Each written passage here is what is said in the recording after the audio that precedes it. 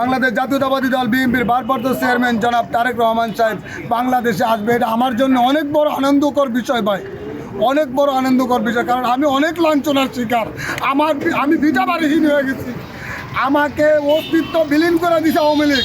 আজকে আমার নেতা জনাব তারেক রহমান সাহেবকে বরণ করার জন্য আমি ভোলার থেকে সাইকেল চালিয়ে বরিশাল দিয়ে 280 কিলোমিটার রাস্তা আমি জেনে শুনে ইনশাল্লাহ আজকে আমি রওনা দিছি।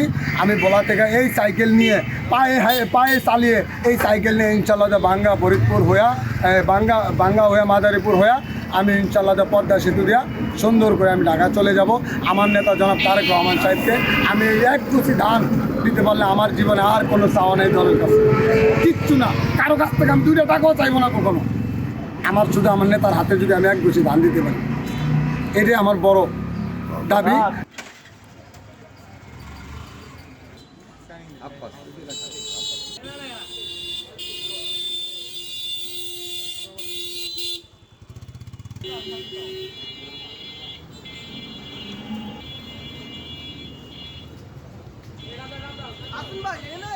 Up in the style.